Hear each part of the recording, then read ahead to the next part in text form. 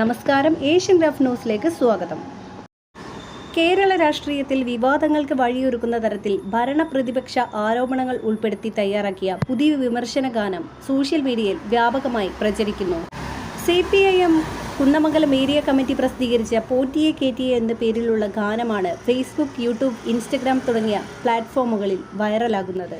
UDF ഭരണകാലത്തുണ്ടായെന്ന് CPI ആരോപിക്കുന്ന സ്വർണ്ണക്കള്ളക്കടത്തും അഴിമതിയും ചൂണ്ടിക്കാട്ടുന്ന തരത്തിലുള്ള വരികളാണ് ഗാനത്തിൽ ഉൾപ്പെടുത്തിയിരിക്കുന്നത്. പോറ്റിയെ ജയിലിൽ കേറ്റിയത് പിണറായി വിജയൻ സർക്കാർ, പോറ്റിയെ പോറ്റി വളർത്തിയത് UDF സർക്കാർ.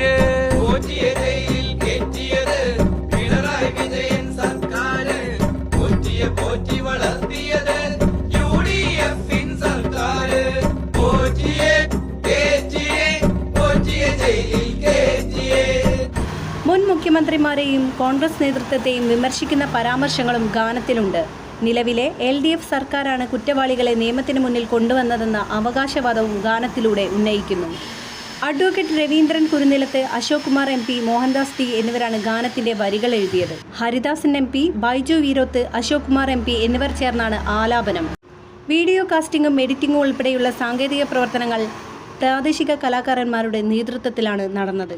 രാഷ്ട്രീയ പ്രചരണത്തിന്റെ ഭാഗമായി പുറത്തിറക്കിയ ഈ ഗാനം എതിർപക്ഷത്തെ ശക്തമായി വിമർശിക്കുന്നതാണെന്നും സാമൂഹ്യ മാധ്യമങ്ങളിലൂടെ പൊതുജനങ്ങളിൽ രാഷ്ട്രീയ ബോധവൽക്കരണം ലക്ഷ്യമിടുന്നതാണെന്നും CPIM നേതാക്കൾ പറയുന്നു.